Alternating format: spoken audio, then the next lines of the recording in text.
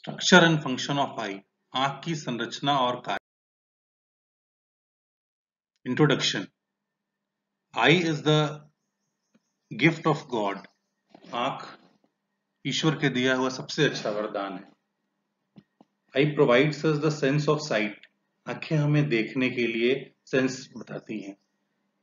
आंख वह ऑर्गन है जो प्रकाश और दबाव से प्रतिक्रिया करता है और हमारे आसपास के नेचर में जो कुछ भी है उसे अधिक से अधिक जानने के लिए आंखें बहुत आवश्यक हैं। स्ट्रक्चर ऑफ आई। जब हम आई के वर्टिकल सेक्शन की स्टडी करते हैं, उसका अध्ययन करते हैं, तो ये देखते हैं कि ये एक गोलाकार स्फेरिकल और खोखली हॉलो संरचना होती है।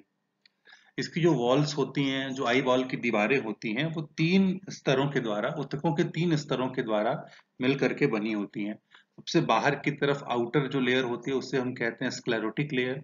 दूसरी जो होती है वो होती है कोरॉइड लेयर और तीसरी होती है रेटिना लेयर। हम एक एक करके तीनों लेयर्स को आगे धीरे धीरे पढ़ेंगे।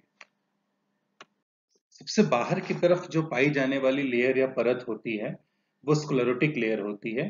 जैसा कि हम देख रहे हैं इस फिगर में, ये घने सघन डेंस कनेक्टिव टिश्यू फाइबर्स के द्वारा बनी हुई होती है और ये वॉल को बहुत मजबूती, स्ट्रेंथ प्रोवाइड करती है।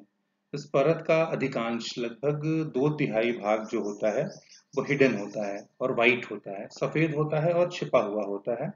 परंतु इसका इंटरनल आंतरिक छोटा भाग, इंटरनल स्मॉल पार्ट जो होता है वो ट्रांसपेरेंट या पारदर्शी होता है। इसी को हम कॉर्निया कहते हैं। This is called as cornea. Cornea के बाहर की तरफ कॉर्निया जो होता है वो उभरा हुआ होता है और कॉर्निया के ऊपर एक पतली, मतलब थिन और ट्रांसपेरेंट एपिडर्मल लेयर पाई जाती है जिसे हम कंजक्टिवा कहते हैं। और इसमें तंत्रिकाओं के स्वतंत्र सिरे एवं बहुत सारी ब्लड कैपिलरीज पाई जाती हैं।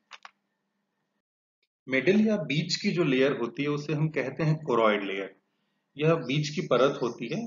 कंपैरेटिवली, तुलनात्मक रूप से यह काफी पतली होती है और इसका निर्माण जो होता है वो संवहनीय ऊतकों से के द्वारा होता है। यह हाईली पिगमेंटेड होती है, अत्यधिक इसमें वर्णक पाए जाते हैं और यह वैस्कुलर होती है। इसके डार्क पिगमेंटेशन का एक सबसे बड़ा फायदा ये होता है कि जितनी भी लाइट रेज आती हैं उनको ये अवशोषित कर लेती है और इस तरीके से इंटरनल रिफ्लेक्शन को मिनिमाइज करती है। आंतरिक परावर्तन को ये बहुत कम करती है। फिर हम इसके स्ट्रक्चर में आगे देखते हैं, जैसा कि फिगर में देख रहे हैं, तो अंदर की तरफ कॉर्निया के पास कोरॉइड परत वृद्धि करके सीलियरी बॉडी का निर्माण करती है।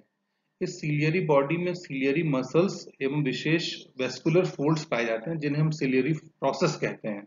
ये दोनों उपस्थित होते हैं। सीलियरी प्रोसेस के द्वारा ही विट्रस ह्यूमर को स्रावित किया जाता है।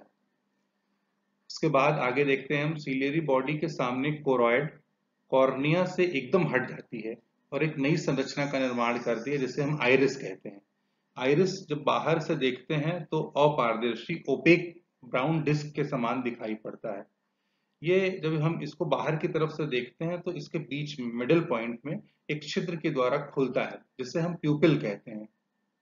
आइरिस में 2 जोड़ी स्मूथ मसल्स पाई जाती हैं और प्यूपिल पेशियों की क्रियाओं के द्वारा सिकुड़ता एवं फैलता है और इस प्रकार प्यूपिल आंख में एंटर करने या प्रवेश करने वाले प्रकाश की मात्रा को नियंत्रित करता है। कितना प्रकाश आंख में प्रवेश करेगा इसको प्यूपिल जो होता है वो कंट्रोल करता है।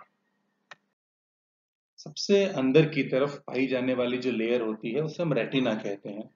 ये इनर मोस्ट ट्रांसपेरेंट लेयर होती है, पारदर्शी होती है and it is very sensitive to light और यह प्रकाश के प्रति बहुत ज्यादा संवेदी होती है।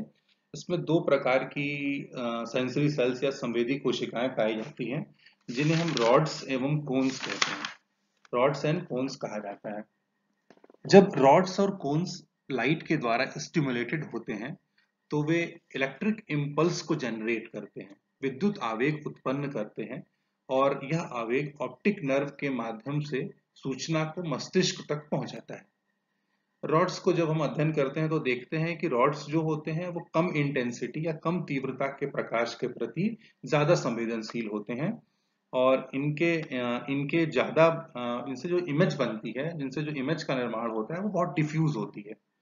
और कोन्स को जब हम देखते हैं तो कोन्स उच्च तीव्रता के प्रकाश के प्रति ज्यादा संवेदनशील होते हैं और इसीलिए ये डे विजन या दिन में देखने के लिए सबसे उपयुक्त होते हैं। ये शार्प इमेज का निर्माण करते हैं। और इसके साथ एक और कोन्स की विशेषता होती है कि कोन्स जो होते हैं वो कलर परसेप्शन के लिए भी बहुत आवश्यक होते हैं, क्योंकि यह नैरो फ्रीक्वेंसी बैंड्स के प्रकाश के प्रति संवेदनशील होते हैं। कलर परसेप्शन मनुष्य के साथ साथ केवल प्राइमेट्स में पाया जाता है, बाकी एनिमल्स में कलर परसेप्शन नहीं होता। रेटिना में रॉड्स और कोन्स का जो डिस्ट्रीब्यूशन होता है वो भी बहुत असमान होता है। पिछली स्लाइड में हमने देखा बताया था कि रेटिना में रॉड्स एंड कोन्स का जो डिस्ट्रीब्यूशन होता है वो बहुत अनइक्वल होता है।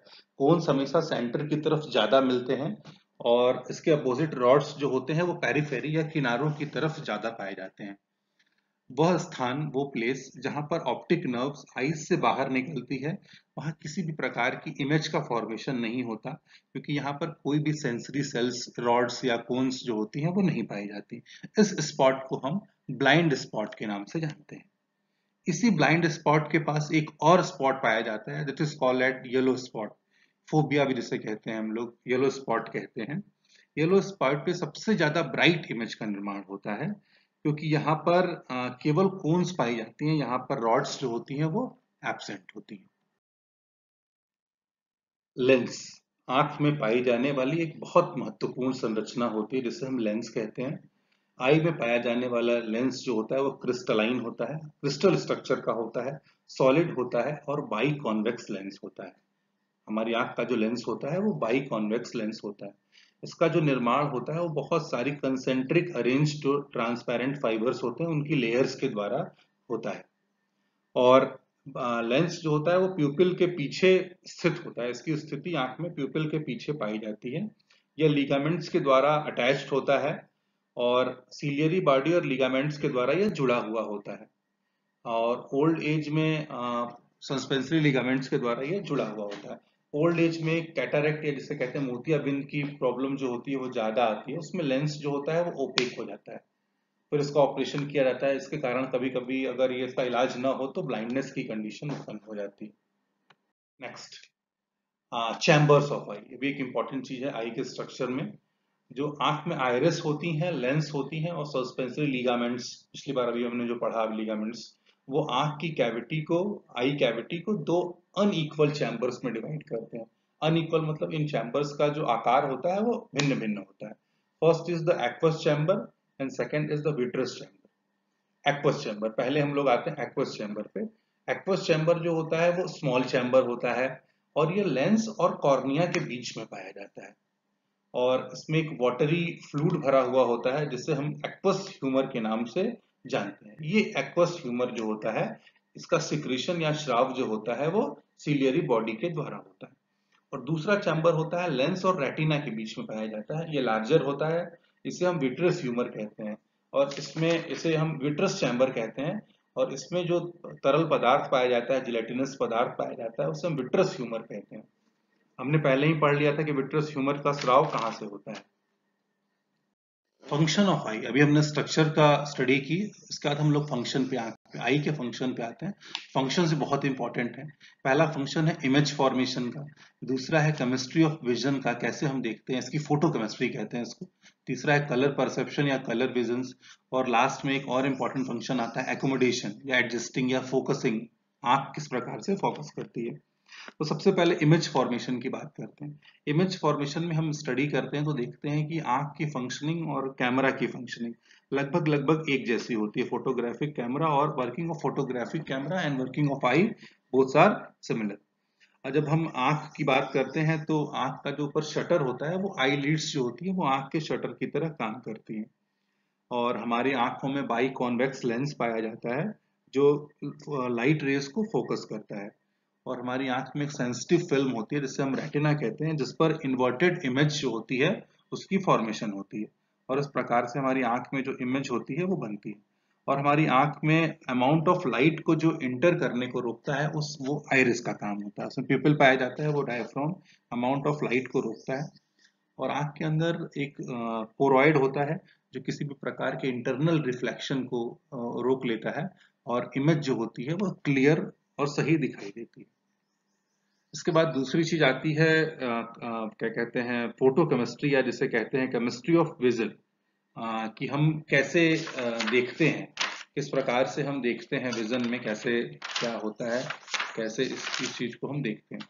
हमारी आंखें जो होती हैं, जैसा कि हमने पिछली भी पढ़ा भी, कि आंखों में रॉड्स एंड कोन्स पाए जाते हैं। तो हमारी आंखों में जो रॉड्स होता है उसमें एक फोटो सेंसिटिव सब्सटेंस मिलता है जिससे हम रोडोप्सिन कहते हैं, या विजुअल पर्पल भी कहते हैं, रोडोप्सिन को कहते हैं।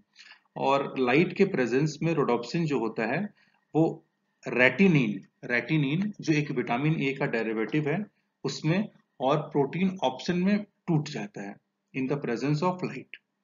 तो जब भी फोटोकेमिकल रिएक्शन होता है तो ये प्रोसेस होती है, रोडोप्सिन जो होता है वो रेटिनिन और ऑप्सिन में टूट जाता है, और इस प्रोसेस में एनर्जी निकलती है। और ये जो एनर्जी निकलती है ये स्टिमुलेट करती है न्यूरॉन्स को, जिससे नर्व इम्पल्स का निर्माण होता है, और ऑप्टिक नर्व के माध्यम से वो इंफॉर्मेशन को ब्रेन तक लेके जाती है। और इस प्रकार इमेज बनती है। जो इमेज बनती है वो इन्वर्टेड होती है और स्मॉल होती है, लेकिन हमें जो दिखाई देता है वो अपराइट दिखाई देता है और नॉर्मल दिखाई देता है।